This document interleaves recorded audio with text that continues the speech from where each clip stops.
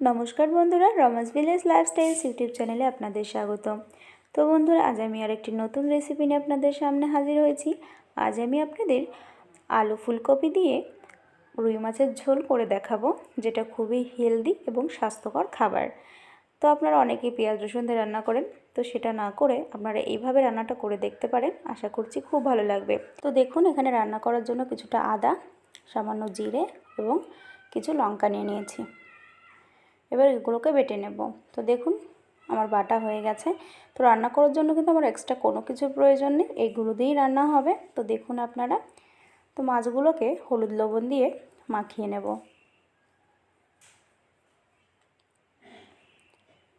এদিকে কড়াইতে একটু তেল দিয়ে দিচ্ছি, মাছগুলোকে ভেজে নিতে হবে।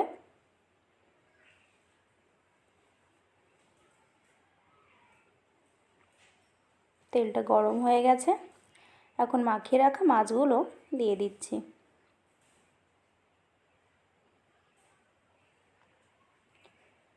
তো দেখুন, সমস্ত মাছ আমার দেওয়া হয়ে গেছে কড়াইতে। মাছের এক পিঠ ভাজা হয়ে গেছে, মাছগুলো আমি উল্টে দিচ্ছি।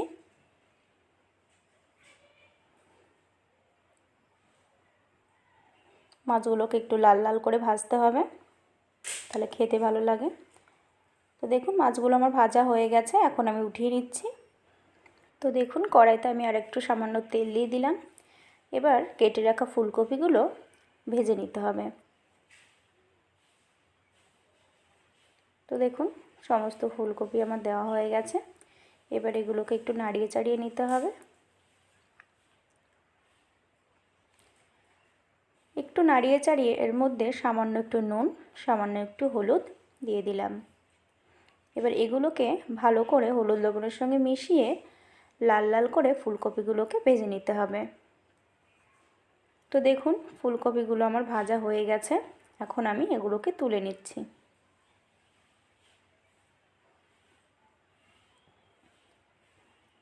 এবার আমি আরেকটু তেল দিয়ে দিলাম। এবার তেলটাকে একটু নাড়িয়ে চাড়িয়ে কেটে রাখা আলুগুলো দিয়ে দিচ্ছি।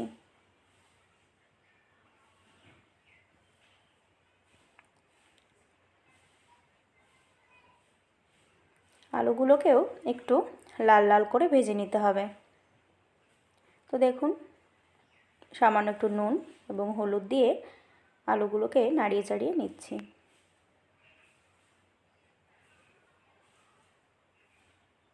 তো দেখুন, আলুগুলো আমার প্রায় ভাজা হয়ে গেছে। এবার এর মধ্যে বেটে রাখা জিরে দিয়ে দেব, আদা দিয়ে দিচ্ছি এবং বেটে রাখা লঙ্কাটা দিয়ে দিচ্ছি। তো বন্ধুরা, আলাদা করে কিন্তু মশলাটা কষানোর প্রয়োজন নেই। এইভাবে আলুটা ভাজা হয়ে গেলে তার মধ্যে মশলাটা দিয়ে সুন্দর করে নাড়িয়ে চাড়িয়ে কষিয়ে নিতে হবে। তো দেখুন, আলুর সঙ্গে কিন্তু খুব ভালোভাবে আমার মেশানো হয়ে গেছে। এই সময় ভেজে রাখা ফুলকপিগুলোও দিয়ে দেব। এগুলো দিয়েও ভালো করে মিশিয়ে নিতে হবে। দেখুন, আমার কিন্তু বেশ ভালোভাবে মেশানো হয়ে গেছে। ঠিক এই সময় স্বাদ মতো লবণ এবং পরিমাণ মতো হলুদ দিয়ে দেব, আর একটু জল দিয়ে ভালোভাবে নাড়িয়ে চাড়িয়ে আরেকটু সুন্দর করে কষিয়ে নেব। তো আপনারাও কিন্তু এইভাবেই রান্নাটা করবেন, আশা করছি খুবই ভালো লাগবে। তো দেখুন, নাড়িয়ে চাড়িয়ে সুন্দর করে কষিয়ে নিচ্ছি। আর যারা আমার চ্যানেলটিকে এখনও সাবস্ক্রাইব করেননি, তারা প্রত্যেকে দয়া করে আমার চ্যানেলটিকে সাবস্ক্রাইব করে পাশে থাকবেন। তো দেখুন, আমার কিন্তু ফুলকপি আলু দিয়ে খুব ভালোভাবে মশলাটা কষানো হয়ে গেছে। ঠিক এই সময় পরিমাণ মতো ঝোল দিয়ে দেব। তো দেখুন, আমি পরিমাণ মতো ঝোল দিয়ে দিয়েছি। একটু নাড়িয়ে চাড়িয়ে সুন্দর করে মিশিয়ে নিয়ে ঢেকে দেব 5 থেকে 7 মিনিট। তো দেখুন, আমি এখন ঢাকনাটা তুলে নিচ্ছি। দেখুন, ভালোভাবে ঝোলটা ফুটে গেছে। ঠিক এই সময় মাছগুলোকে আমি দিয়ে দেব। তো দেখুন, মাছগুলো দিয়ে আমি একটু হালকা হাতে নেড়ে চেড়ে দিচ্ছি। তো দেখুন, রান্নাটা কিন্তু আমার আর হতে খুব বেশি দেরি নেই। তো বন্ধুরা, দেখুন এখনই রান্নাটা কতটা সুন্দর লাগছে দেখতে। তো দেখুন, এই সময় একটু জিরের গুঁড়ো দিয়ে দেব। জিরের গুঁড়ো দিয়ে একটু সুন্দর করে নাড়িয়ে চাড়িয়ে নিলেই কিন্তু আমাদের রান্না রেডি। তো বন্ধুরা, আপনারা দেখতে পেলেন আমি কিন্তু খুব বেশি মশলাপাতি ইউজ করিনি। তো আপনারা কিন্তু এইভাবে চটজলদি রান্নাটা করে নিতেই পারেন, যেটা কিন্তু হবে সুস্বাদু এবং হেলদি। তো বন্ধুরা, ভিডিওটি যদি আপনাদের ভালো লেগে থাকে অবশ্যই লাইক, কমেন্ট এবং শেয়ার, আর চ্যানেলটিকে সাবস্ক্রাইব করে অবশ্যই আমার পাশে থাকবেন।